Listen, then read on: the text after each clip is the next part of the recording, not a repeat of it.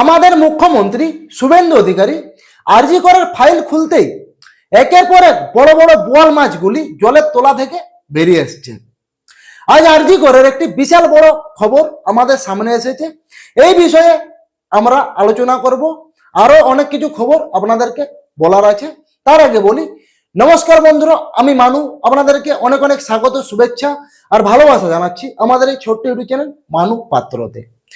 বন্ধুরা, আরজি কর অভিযুক্ত সঞ্জয় রায়কে আজ যখন আদালতে নিয়ে যাওয়ার সময় কলকাতার প্রাক্তন আইপিএস অফিসার বিনীত গোয়েলের ষড়যন্ত্র সবার সামনে প্রকাশ করলেন।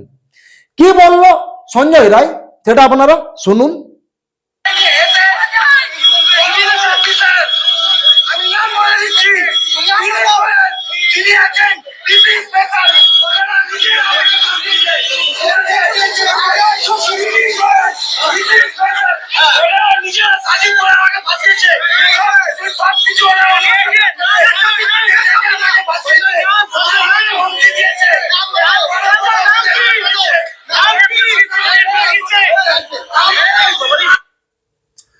কোথায় আছে না, সত্যি কখনো থাকে না চাপা, সময় সব বলে দেয়। অন্যায় যত বড় হোক, অপরাধের বিচার একদিন হবেই। কি বলল সঞ্জয় রায় আপনারা শুনলেন, যে পুরোটাই সাজিশ করে আমাকে ফাঁসানো হয়েছে। তৃণমূল থাকাকালীন এই ব্যক্তি অনেক কিছুই বলেছিল, কিন্তু এই ব্যক্তির কোনো কথা না শুনিছে পুলিশ, না শুনিছে জনগণ, না শুনিছে আইন কানুন, কেউ কিন্তু শুনেনি। যেই কিন্তু বিজেপি আমাদের পশ্চিমবঙ্গে সরকার গঠন করল, এই যে বলার সাহস, সেই সাহসটুকু কিন্তু সঞ্জয় রায় পেয়ে গেল।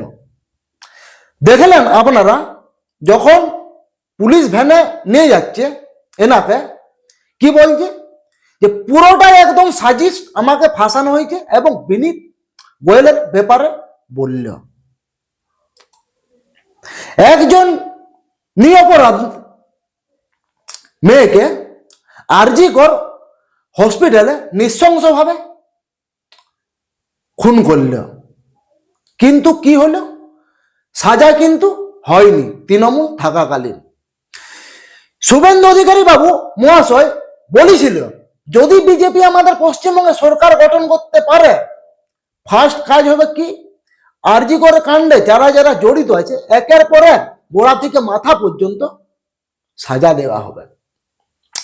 এই তো মুখ খুলিছে সঞ্জয় রায়। এরপর আস্তে আস্তে অনেক কিছুই দেখবেন, যারা বড় বড় মাথা আছে ঠিক বেরিয়ে আসবে। ফাইল খুলতেই একদম 3 জন সাসপেন্ড, বড় বড় আইপিএস অফিসার, বিনীত গোয়েল, অভিষেক গুপ্তা, ইন্দ্রাণী মুখার্জি। বুঝতে পারছেন জনগণ তাহলে কাকে আর ভরসা করবে? তৃণমূলের আমলে পুলিশেই ঠিক থাকেনি, কিন্তু যাই হোক, বিজেপি আসার পর আমাদের পশ্চিমবঙ্গে পুলিশ একদম নিশ্চিন্তে ডিউটি করবে, কোনো টেনশন নেই। শুভেন্দু অধিকারী বাবু মহাশয় বলে দিচ্ছে এই বিষয়ে, পুলিশ কিন্তু কড়া সিদ্ধান্ত নিয়েছে, এবং আরো যারা বড় বড় অফিসার আছে, ইডির থেকে শুরু করে আরো যে অফিসারগুলো আছে, সবাই কিন্তু একের পর এক কাজ করে যাচ্ছে আমাদের পশ্চিমবঙ্গে। তা না হলে এই যে তৃণমূলের একের পর এক বড় বড় বোয়াল মাছগুলোকে গ্রেপ্তার করছে, কত কত টাকার মালিক তৃণমূল নেতারা, আপনারা যে ভিডিওগুলো আসছে অবশ্যই দেখছেন, এক একজন নেতার বাড়ি মানে রাজপ্রাসাদ, মানে এত টাকাই তারা কামিয়েছে সাধারণ মানুষের থেকে লুটে। কেউ আবার গুহার ভিতরে আবার বাড়ি বানাইছে।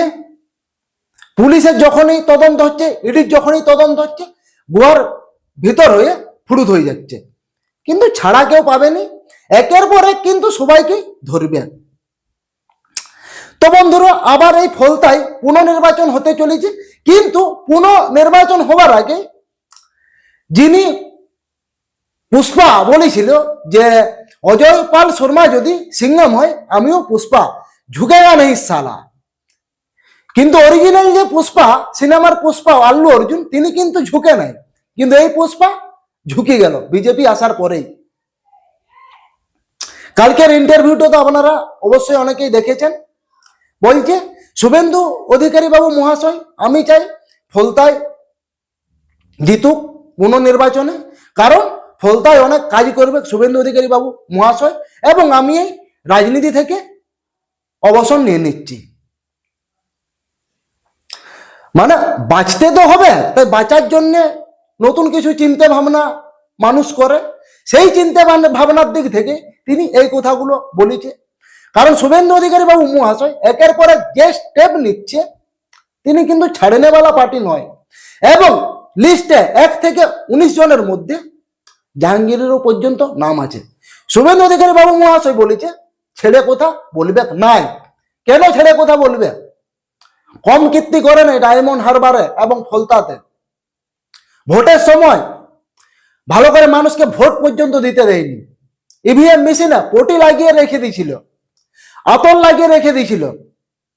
কারণ মানুষ যখন ভোট দিবে যে চিহ্নে, মানে যদি তৃণমূলকে ভোট দেয় ঠিক আছে, যদি বিজেপিকে ভোট দেয় তাহলে হাতের গন্ধে বুঝে যাবে যে ও বিজেপিকে ভোট দিচ্ছে।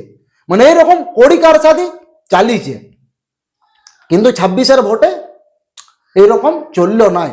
অ্যাকচুয়ালি 2021 সালের ভোটেই বিজেপি সরকার গঠন করতে, কিন্তু এই 2 নম্বরই কারণে সরকার গঠন করতে পারেনি বিজেপি। এই জন্য 26-এর যে নির্বাচনটা হলো একদম কঠোরভাবে হলো, পুরোটা একদম নির্বাচন কমিশনারের হাতে ছেড়ে দিল কেল্লা হতে। এইভাবে কড়া নির্বাচনে যদি ভোট না হতো আমাদের পশ্চিমবঙ্গে, রিটার্ন আরো তৃণমূলে জিতত, কোনো সন্দেহ থাকেনি। আর তৃণমূল জিতে মানে এই যে 5 বছর আমাদের পশ্চিমবঙ্গে থাকতো, আমাদের পশ্চিমবঙ্গকে একদম বাংলাদেশের সঙ্গে মিশিয়ে দিত। বিজেপি আসার পরে কলকাতার মতো জায়গায় যে সমস্ত ইলিগাল প্রপার্টিতে মুসলিমরা জনবসতি এবং ব্যবসা করছিল সব তো ভেঙে গুড়ি দিচ্ছে। এবং ভাইপো যে ভোটের আগে বড় বড় ডায়লগ বাজি মেরেছিল মহেশতলাতে, ডায়মন্ড হারবারে, হরিণঘাটাতে, এবং ওপেনলি অমিত শাহকে চ্যালেঞ্জ করেছিল যে আপনি যদি এক বাপের বেটা হন এবং আপনার যদি দম থাকে 4 তারিখে কলকাতায় থাকবেন, 12টার পর আপনার সঙ্গে দেখা হবে। আপনারা খেলেছেন, তৃণমূল খেলা দেখাবে, মানে এত বড় ডায়লগ। কিন্তু 4 তারিখের পর আর ভাইপোরে টিকি পাওয়া গেল নাই। আবার রাজ চক্রবর্তী কি বলেছিল হাতে ক্যামেরা নিয়ে, এ বাবা রে বিজেপি তো নজরে আসছে নাই কোন কর্মীকে, 4 তারিখে মানুষ হিসাব দেখিয়ে দিল। সবকিছুই জনগণের হাতে, জনগণ যাকে চাইবে সেই সরকার গঠন করবে, এই বিষয়ে কোনো সন্দেহ নেই। তবে আরেকটি নিউজ, শিগগিরই ভাইপোর যে শান্তি ভিলা বাড়িটি 24টি প্রপার্টির মধ্যে ওইটাও একটি প্রপার্টি, সেদিকেও কিন্তু শুভেন্দু অধিকারী নজর রেখেছে। আপনারা শুনবেন কয়েকদিনের মধ্যে ওইটা হয়তো ভাঙা হয়ে গেছে, সেই ডিসিশনই নিচ্ছে শুভেন্দু অধিকারী, কোনো সন্দেহ নেই।